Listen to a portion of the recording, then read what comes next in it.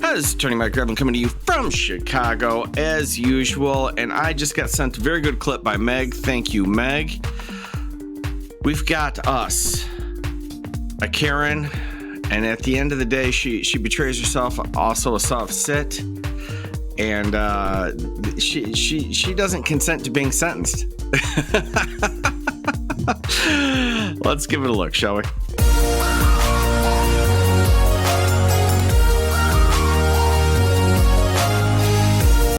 Thank you. At the request of the County Attorney's Office, I'm going to call this case first. It's State versus Shayna Marie Blackshire. This is the date and time set for sentencing. Thank you, Your Honor. Good afternoon. Caleb Wagner on behalf of the State. The victims are here as well, Your Honor. Thank you. And this is in case numbers 22-209 and 23-005. All right. So I understand we're trying to work. This is obvious, but I'll just mention it because I've been doing this a long time. The victims being there puts a lot of pressure on the court to get whatever business they have done today, because these people have taken time out of their day to come down here, and they're victims of a crime. So you don't want to send them home and say, "Oh, you know, she can't behave." You want to complete the business. This out, but she's not here, right? No, she is not, Your Honor. All right. Who's here? Who's appearing from the State? Is Ms. Hunley appearing remotely, or are you covering? No, I'm appearing, Your Honor. Oh, okay. I thought we were doing this first because she. So. I'm here also, Your Honor, but I was actually present for the Aguilar-Chavez matter. Okay. I think that was Ms. Hunley is also present, who's permitted to appear remotely with the court's permission. Counsel for the State, the defendant's not here. She's refusing once again to come up. I've instructed the jail and detention to bring her up. We got a message during the lunch hour that the jail detention wants me to issue some kind of order to bring her up. I don't know what they're talking about. She's on the calendar. That's the order to bring her, but they want some other kind of order from me, and I don't know what they're talking about. Do you have any information on that, either Ms. Hunley or Mr. Wagner? I don't have any information on that, Your Honor, and I would agree with your assessment that she's on the calendar and she must appear today.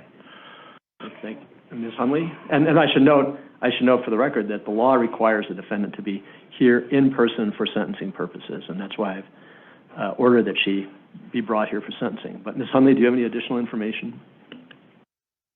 I don't, Judge. They generally call me to tell me that they're having an issue, but I didn't get a call today asking. I know that they made that same request during the trial when she refused to come, and we were discussing whether we were going to have her involuntarily brought to the courtroom. So I'm not really sure if that means she's refusing to come or what that means. She's refusing to come, and you know, which was not unanticipated, but I don't know what kind of order they're expecting me to execute. I've ordered that she be here for sentencing. She's on the calendar. I'm not going to draft orders that go into any specifics about how they should bring her up. That's not my job to do. I mean, I don't advise the jail or issue orders to the jail about how to designate their prisoners or what kind of medical treatment they should get or how they should be fed or what happens to their mail. So my position is that's the issue, and for the persons who are delegated that responsibility to figure out how to bring her up here. But anyway, I haven't had a chance to discuss it with them, and I'm not sure if it's even appropriate for me to do that. I think it's county attorney. I understand you hadn't been informed, but you are now, and maybe you need to consult with the jail about what it's going to take to bring this prisoner in so she can be present personally for sentencing. I don't know what else to do. Judge, I'm happy to call Your Honor, yeah, it's because we were told by our supervisor we were going to bring her until we told our supervisor that she didn't want to come. So our supervisor told us to get an order from you, and it's when all that. No, I'm not blaming you. You're just the messengers here, yeah. And I haven't talked to your supervisor. Here's Officer Parra, but I mean, I don't. We can bring her like in 10 minutes. We can bring her for. We can have her up here like in 10 minutes. What's going on? All right, I mean. So I was talking to my sergeant right now. He said that I can bring her up here, but if she's here in the holding cells and she doesn't want to come out, he says that you have to state on the record that you're ordering us to forcefully bring her out. We can forcefully bring her up here to the holding cells, but bring her out here to present herself in court, it's all depending on what you say on record. All right, well, I don't think it's good practice for us to be hashing this out here in open court. And so, and I've never been in this situation before. I think I know the answer, but I don't intend to hash this out in court with the jail or detention officer. So I think we should continue the matter and have the county attorney consult with the jail. I mean, you're the legal advisors and advise the court about what you think the appropriate course of action should be. I'm sorry. Yes, Ms. Hunley? I apologize, Your Honor. I'm happy to tell them to bring her up now. I think that I'm not sure why they believe they need an order from the court on that, but I'm happy to talk to the jail commander and the supervisor, Ms. Pata's supervisor, and let them know that they just need to bring her. Well, and we can have her up there in 10 minutes.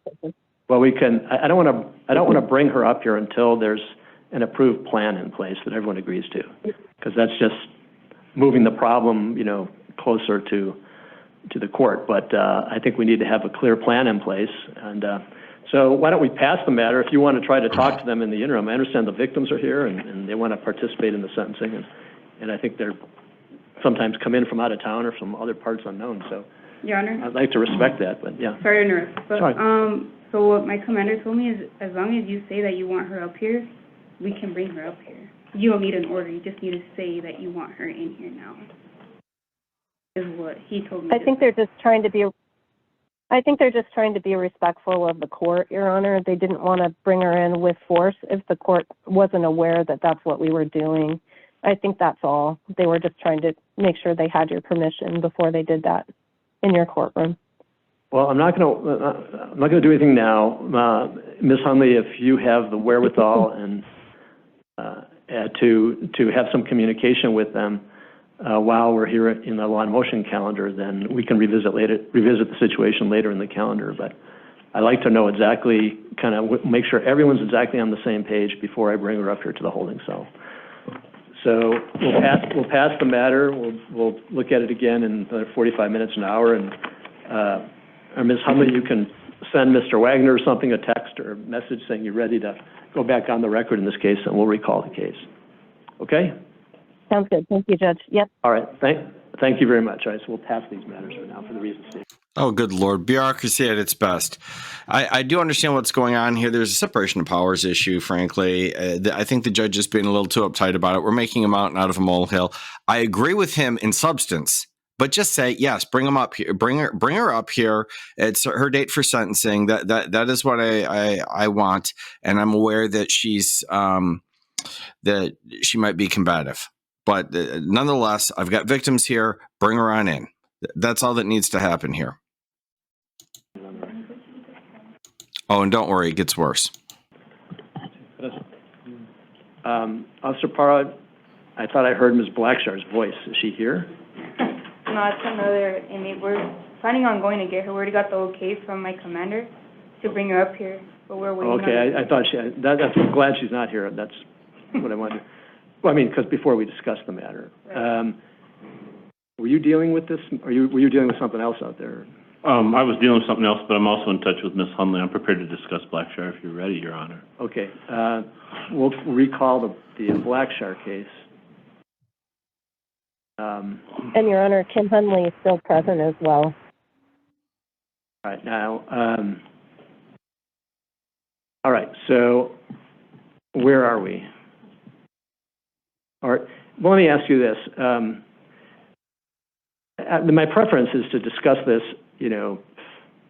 on the record, because I just think everything ought to be in open court on the record. But I don't want to get into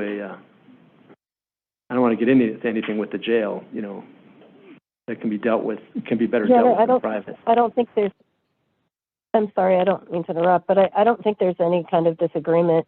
I think the jail is prepared to bring her in the restraint chair if that's what the court would like. We just want to make sure that that's the court's request. before we do that, just because we didn't want to disturb your courtroom. Mr. McEwen, you're here, you're advisory counsel. Have you had any contact with your client that might help us decide what we need to do here? Good afternoon, Your Honor. J.T. McEwen, advisory counsel to Ms. Blackshire. Your Honor, I went by the jail in person on March 20th, Your Honor, and I regret to inform you that I don't have any contact because she refused to see me. All right. Well, thank you then. So There's that. let's pass this matter towards the end of the calendar and see what we can do. Now, Would you just like to be us clear to on bring her that, in the? well, I'm not going to. Are they going to? Is the jail going to expect me to order some specific methodology for bringing her into the courtroom? No, Your Honor. I don't think so, Judge. It's just that as we discussed previously, we were taking direction from the court in terms of, did you want us to force her into the courtroom? Did you not want us to force her into the courtroom? So I think they were just following what our protocol has been in the case all along, just to make sure we had your correct direction on what it is you wanted us to do. If you're ordering her to be present, then we'll bring her. And if that means we need to bring her involuntarily, if that's your request, we'll do that.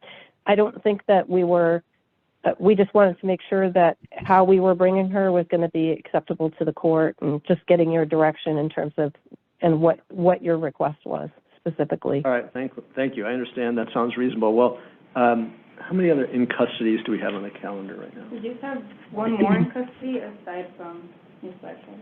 All right, so why don't we take care of that person, then you'll be able to clear the holding cell out, and then we'll take a recess, and we'll bring her up, we'll finish the calendar, and probably take her last. How does that sound? Yes, Your Honor. Okay. All right. Hallelujah. We've resolved it. The obvious resolution. We've arrived. We have arrived. Clear the courtroom. Take care of everybody else first. Then bring her in because she might throw a fit. Oh, and by the way, she does make it in. Thank you. So let's keep going. Is this the other in custody? Great. All right.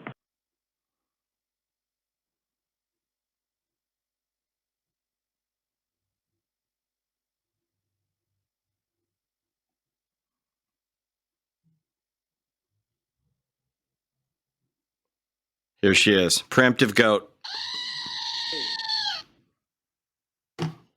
The presence of the defendant and her advisory counsel is here.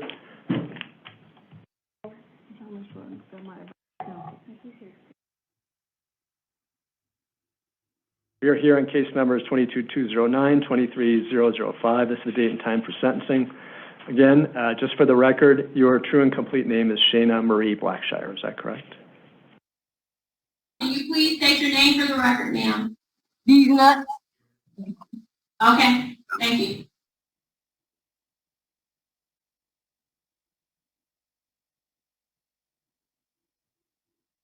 Service is denied.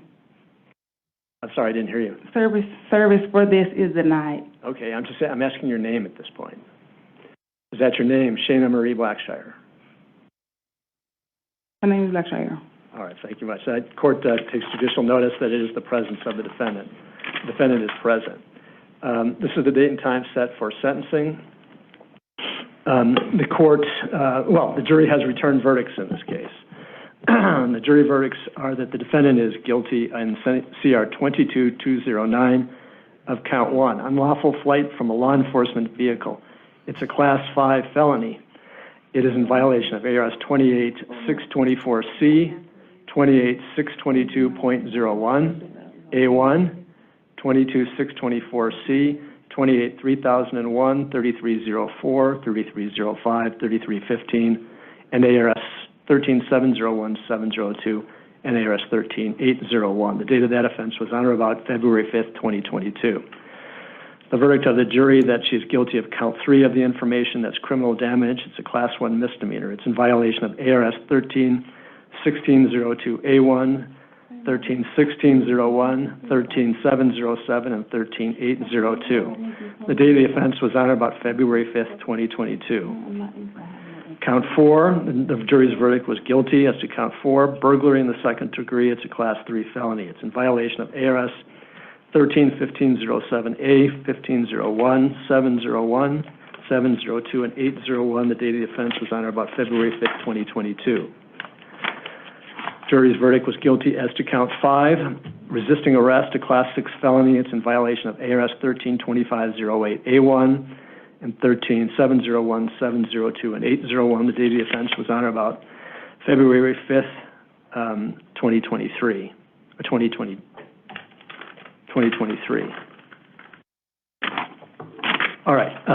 The offenses are non-dangerous, and I'm going to reserve ruling on whether or not they are priors and repetitive until I hear the arguments from the state. I reviewed the pre-sentence report and its recommendations, and obviously I also presided over the trial. And I noticed that there are three, at least I think three of the victims are present, right? 2, 3? Only one. Okay. I got my reading glasses on, so I can't see that. One of the victims is present, and if the victim wishes, that offense wishes to be heard, she'll be given an opportunity to do so. Let me hear first from the state. Would that be you, Ms. Hunley, or Mr. Wagner? I'm prepared to go forward if Ms. Hunley is not, Your Honor. All right, go ahead, Mr. Wagner. Thank you, Your Honor. I think it should be noted, first of all, in the pre-sentence report, I think I have an obligation to correct the pre-sentence report. The prison range for each of the offenses listed is the correct prison range, considering that the defendant is a Category 2 repetitive offender.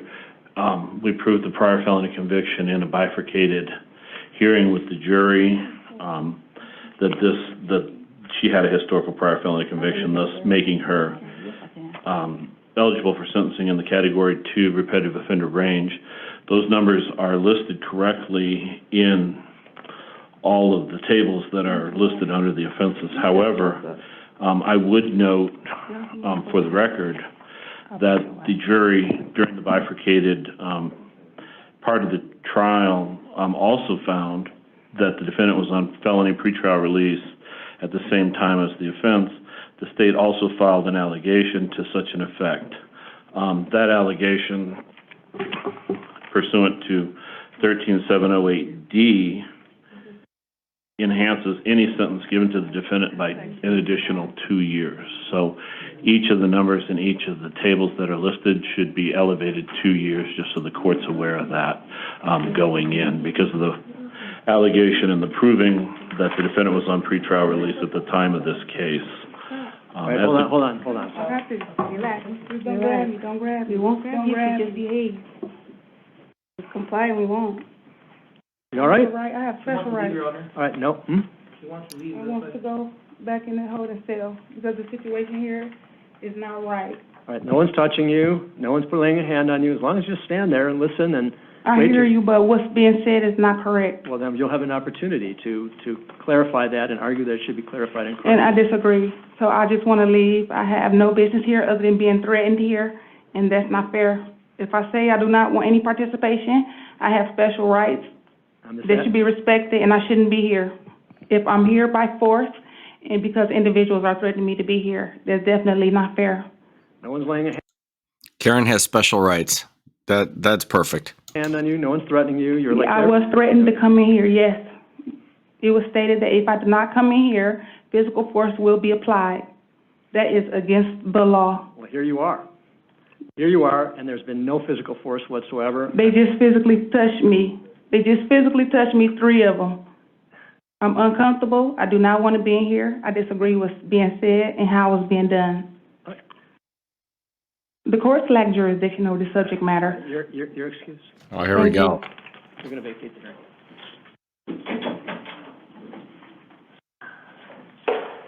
Esmeralda Veronica Villegas, 22078. Well, there you have it. Karen has special rights, and the court lacks jurisdiction. It took a long time to get there. We we made a mountain out of a molehill with dragging her in. I get the judge's issue was this. The judge's issue is effectively this. The jail is part of the executive branch, and I'm not going to micromanage how they get a defendant into the courtroom. You could have sidestepped all that by just saying, I don't care how you do it. I am now aware, thank you, that she may be combative. Bring her in. Which is effectively what he did. It just took a while. It took a while. And then we go through all this. And of course, she doesn't consent to being sentenced. It's as simple as that. And the court doesn't have jurisdiction, and she has special rights. She didn't talk much, but there was economy of language. She got it all. She got it all in a very brief time period there. She really did. That was fun. Thanks again, Meg. I appreciate it. I will see you all soon. Here at Law Talk, we like to have fun with silly stuff that happens in court, and every once in a while, and completely by accident, I assure you, you might learn something. Thanks for watching.